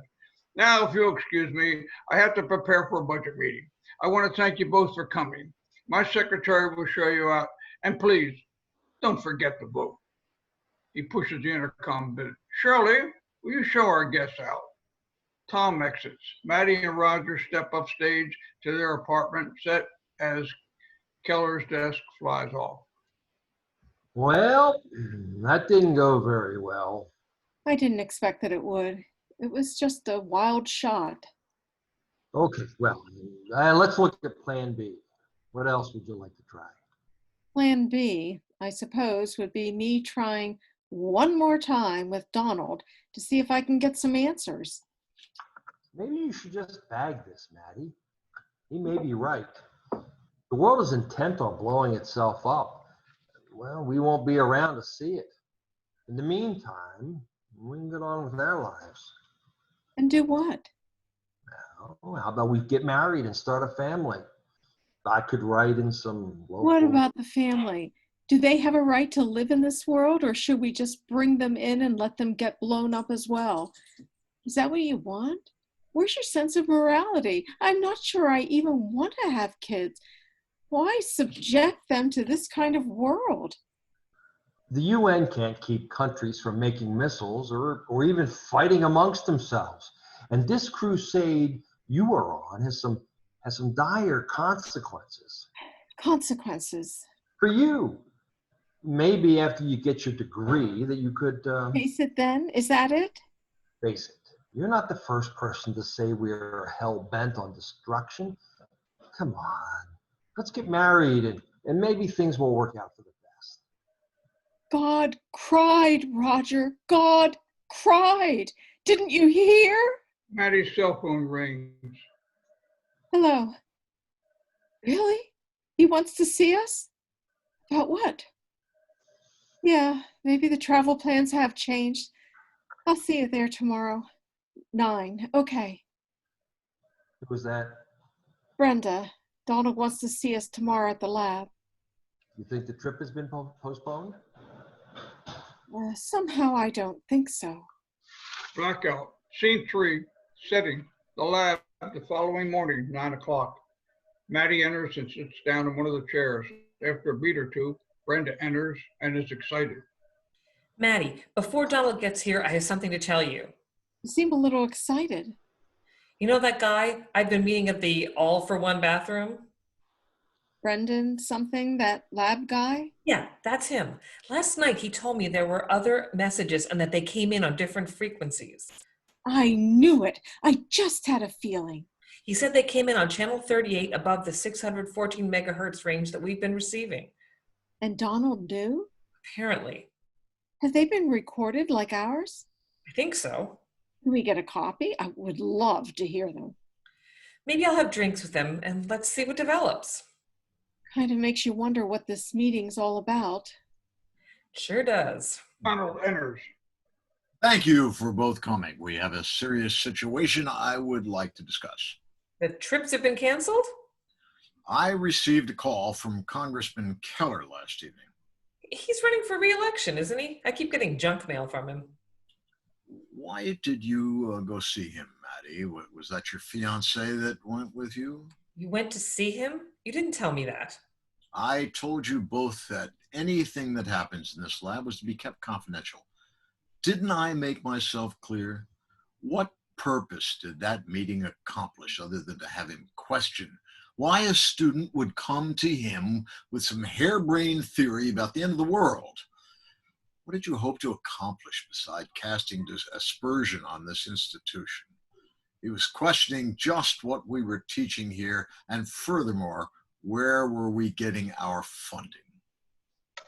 Thought someone should know. You have caused us a great deal of embarrassment. I assured him you were just starting with us and that we would address the issue and that your assumptions did not reflect the thinking of our institution. We cannot afford to lose our grant monies, which incidentally help to supplement your tuition. This is the end of the matter, or I will have to ask you to resign. Am I being clear? Professor Spicer, can I ask you a question? What would that be? Why won't you even discuss the messages you've been hearing? I have been made myself clear on that. With all due respect, you have not done that. We sit and listen to these disturbing messages, and you are not only hearing them, you are hearing others. Isn't that true? My position is that You don't give a good goddamn about your position. We are not robots, but students and human beings that are worried about these messages. We are not the only ones getting them, are we? They're coming in on other frequencies, isn't that right? What are you hiding? We know about them. hiding. I'm not hiding anything. Then why didn't you tell us about the other messages? Sure looks like you're not being very honest with us. There are reasons. So you admit there were more. Yes, there are other messages. Are they something that happened some light years ago? Is that what we're hearing? I don't see why that's so secretive. You are not the only ones getting the messages. That's correct. Who else heard them? Are they different from what we heard? Yes. Then you were hiding this from us. Why? Before we go any further with this discussion, I must have your reassurance that anything you hear will not go out of this room. Agreed? Maddie, that means even with your fiance. Okay with me. I don't even have one of them. Let's not beat around the bush. Maddie? First, I want to talk about this before I make that commitment. I want to know what you're hiding and why we're going to be sent on a field trip. What's this all about? It's complicated. We get that. Tell us what we're missing. You are not the only ones that got the messages. That's true. We received them on other frequencies and at other times.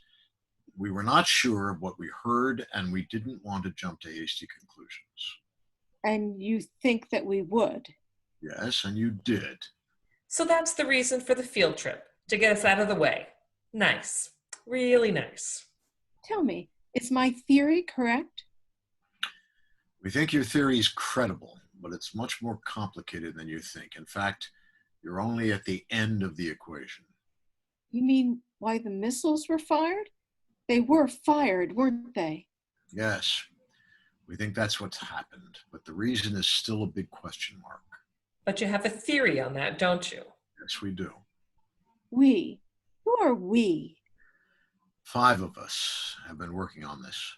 5 of you. We have, or rather I have, gathered 5 scientists from different disciplines to study just what the messages mean. Different fields?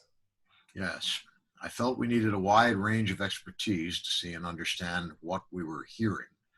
There was some skepticism on my part. What triggered this? How were the messages sent? You must have been alarmed. They were sent out on multiple wavelengths and perhaps from various places on the planet. So more than one country was concerned. That's our conclusion. Does that mean the entire world was concerned that they were headed to some terrible ending? Was no one listening until it was too late? Is that it? We assume so. The messages, like the ones you received, started at the beginning of the year, and on the 5th day, we received a short burst about CO2 levels. CO2? You mean in the atmosphere? Actually, in the troposphere. After your message on the 16th day in the next cycle, we received this message, endless summer. Holy shit. Does that mean the air was so concentrated with CO2 that the world had no more winters? Until the big one later. Right, the nuclear one? It became even more dangerous. What could be more dangerous than no more winters? Water. They were running out of water? Worse, some were hoarding it. The haves and the have-nots. Exactly. There were a series of short messages referring to deserts and some reference to deserts and some reference to drought. We think the heavily industrialized countries kept the water they had from the other countries as to keep the factories running. And they in turn kept putting more CO2 as well as methane and other lethal gases into the atmosphere. What a wonderful fucking world. They then started to run out of water and had to borrow it from other countries. Borrow it? You mean they bought it? Or did they just try to take it? We think the latter, and in the process, some 100 million people died of thirst. So that was what the message meant. Once the water ran out, the war was on. Missiles started flying to keep those without away. That's our premise. And a nuclear winter followed. And that was followed by a superheated planet that burned most all remaining life, save for a few. And you didn't want to discuss this or tell anyone? Why would that be, Professor? Why don't you want people to know? There's more. Jesus, you guys have been busy. No wonder we can't get a lock on the bathroom door. We heard another series of signals on another frequency. What did they say? They were trying to escape their planet. Who? Not sure, but we know they had rocket technology. I wonder who was picked and who was left behind. I bet that was a lovely scene. We don't think any of them made it. I bet they were the same guys that were warned and did nothing about it. Where were they going? Was there another life-supporting planet? We always thought there was that possibility, but who knows? as there doesn't seem to be anyone left. No further communication. So what do the 5 members propose we do? We haven't decided yet, but for the present, nothing. Nothing. Isn't that what the other world did? I don't understand.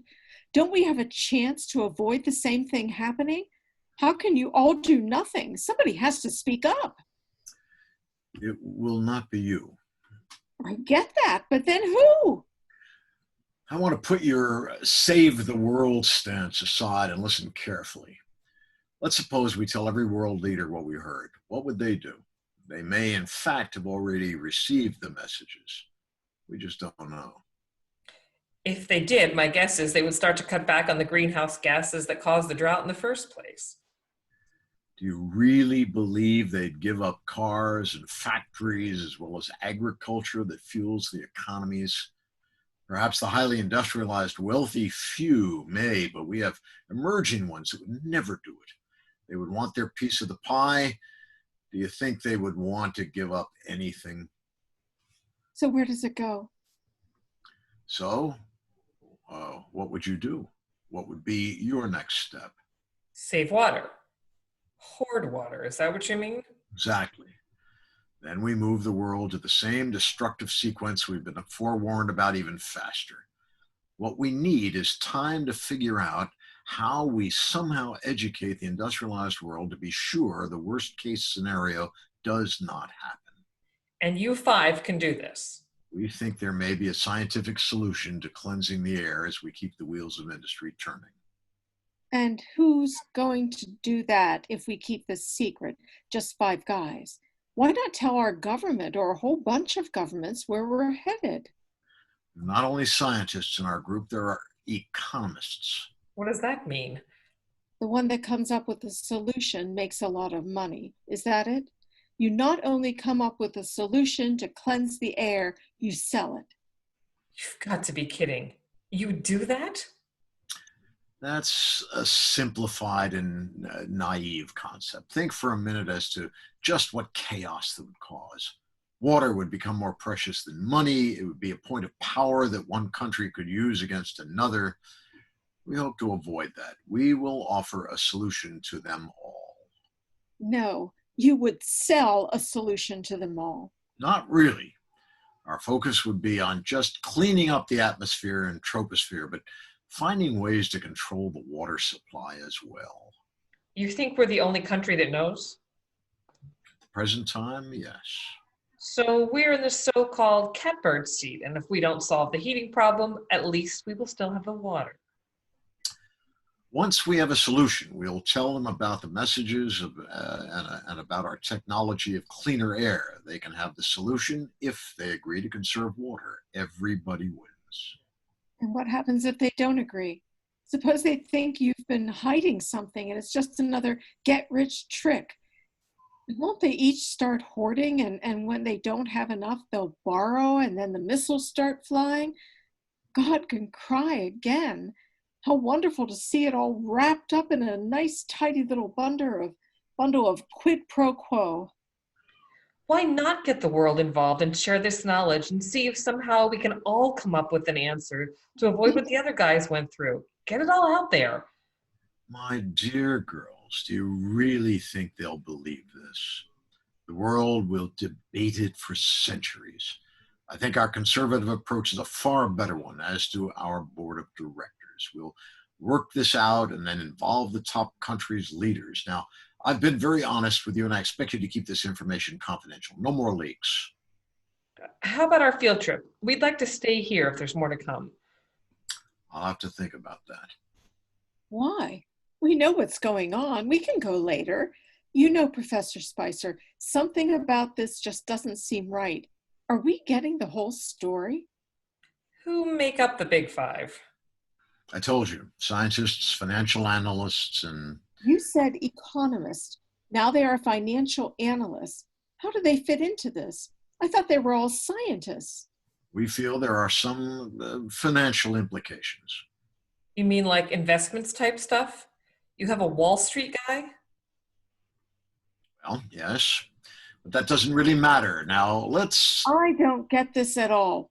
Why that guy? What does he have to offer? Are you guys buying stock or cleaning up the air? Where are you headed with this, Mad? I don't know, but somehow I don't see how one of the five is a broker and whatever this guy is. How does he figure into clean air and water? Wait a minute. Water, bottles, and more bottles of Boiling Springs water. We both wondered why there's so much of it for so few people.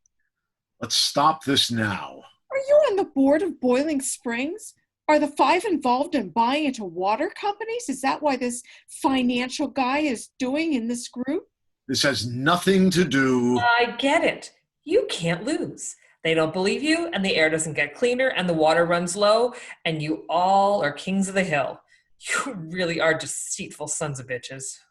I don't have to listen to any more of this. You have both crossed the line and are, as of this moment, dismissed from the program. I'll advise the board. Now get out of here. Doesn't this bother you even one little bit? You really don't care if everything goes down the toilet as long as you go out in style? How low can you get? Don't you have any morals at all? You can't save the world that is most likely having no intention of saving itself.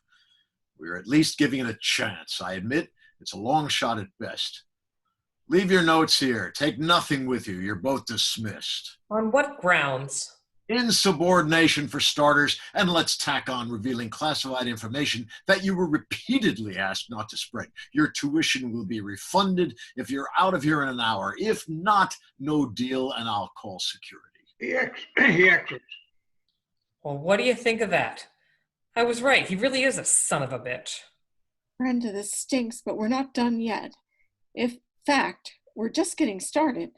He can take our notes and burn them for all I care. We have a lot of data in our computers. You are tenacious.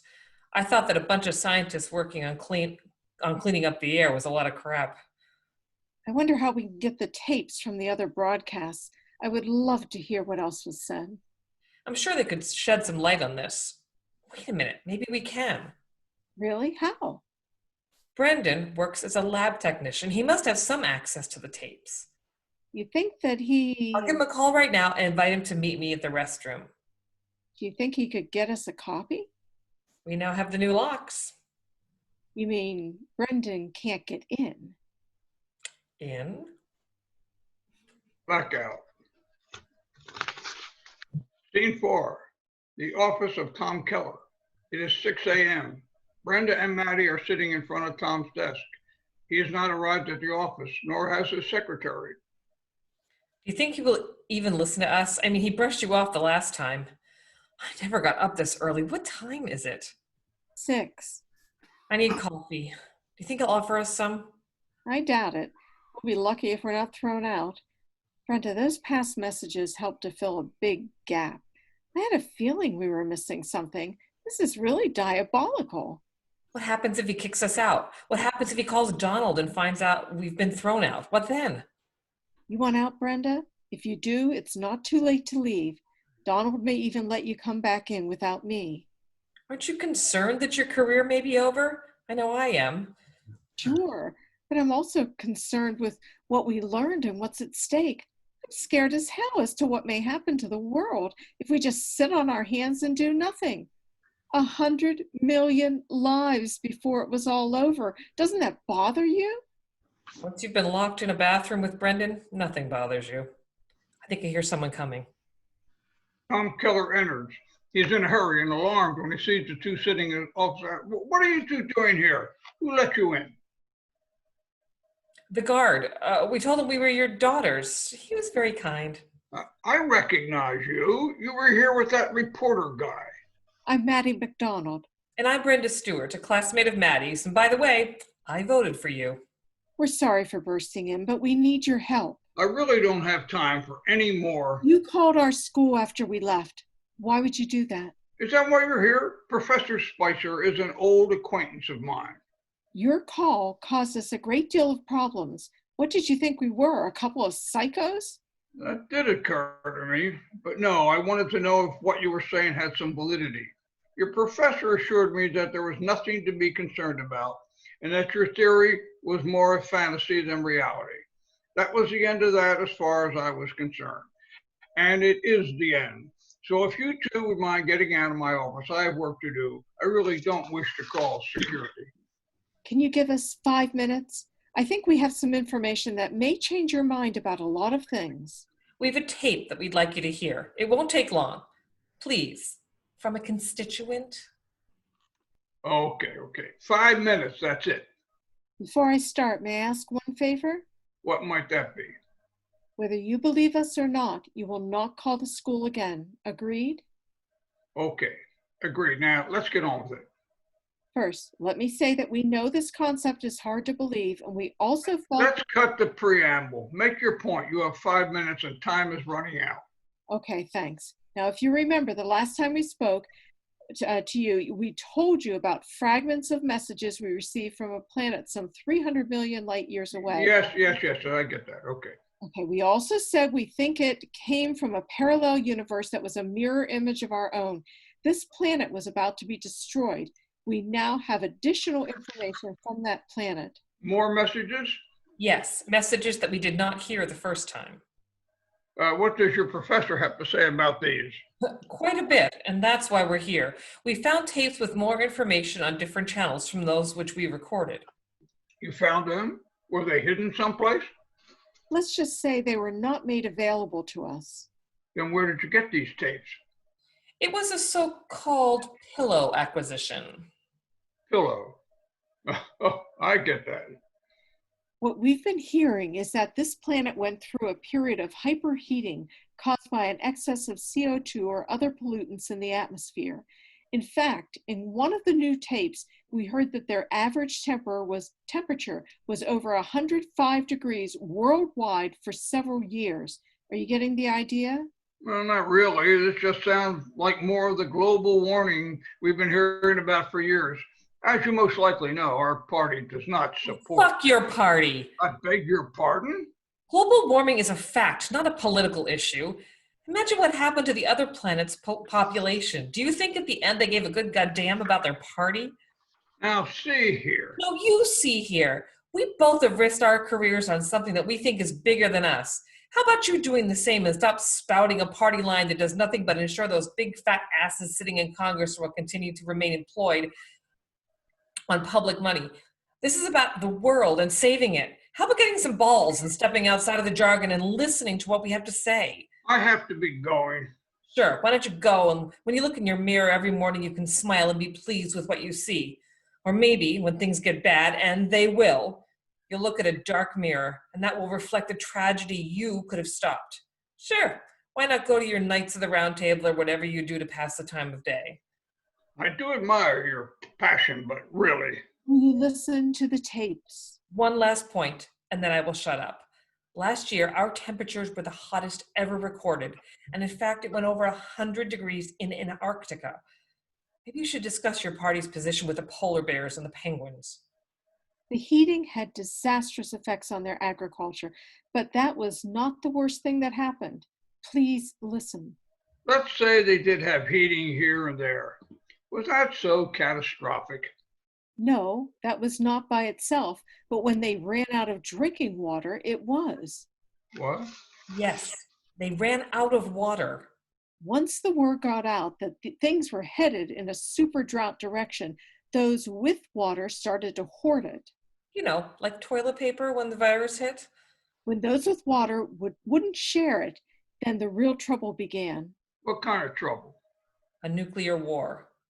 What? A nuclear war over water? Come on. Those without started to invade those with. It was not one country, but many. You see, they really had no choice.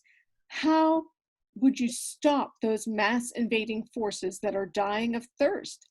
First the African continent and then the Middle East, and from there it was an all-out assault to get what you need to survive. Why nuclear weapons? How did that play into this?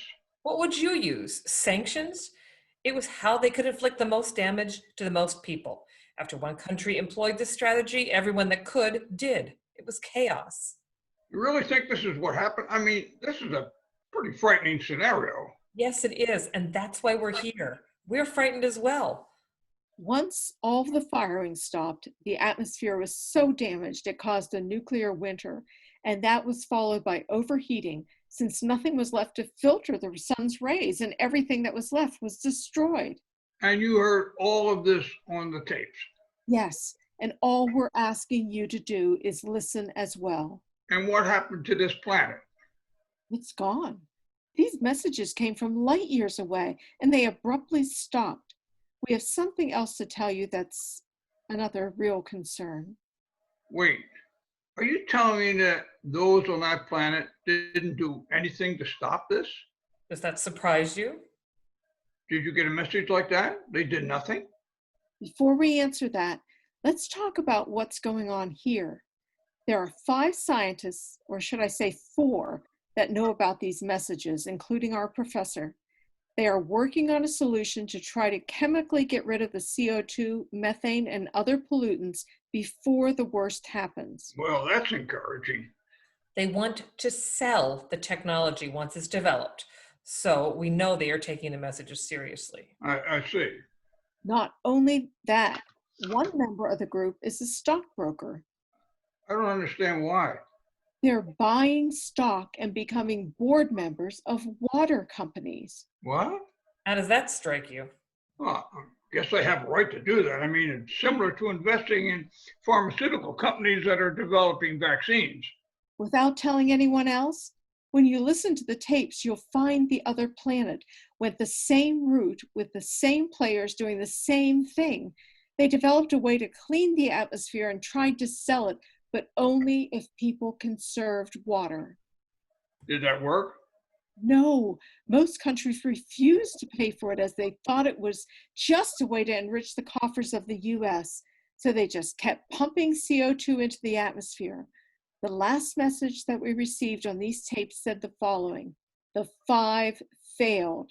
Do you want to hear it? Did the 5 hear it? We assume yes. That is why they invested in water suppliers. They know what's coming. This is concerning. Congressman Keller, the word has to get out. We need worldwide cooperation, not 5 guys with a strategy to get rich. Right now, there are but 8 of us that see the degree of calamity in what we've heard. But you heard that approach didn't work. This is why we need you. We're getting a warning. Perhaps we don't have to follow their path. A strong voice is needed to stand up in our Congress and get them to agree to tell the world.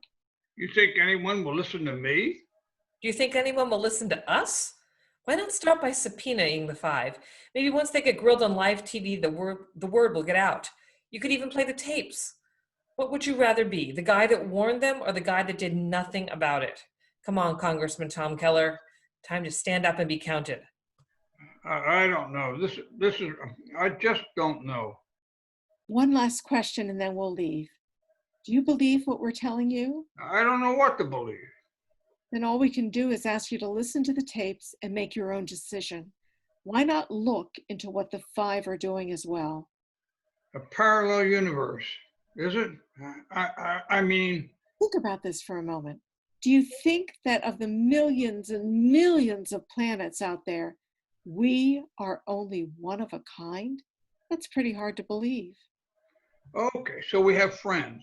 Let me ask you, and I'm sure our evangelical supporters will ask, as well as other religions, how does God play into this? I mean, that will be a question that any rational person would ask. We don't know the answer to that. Maybe God or the creator of the universe made a couple of planets the same.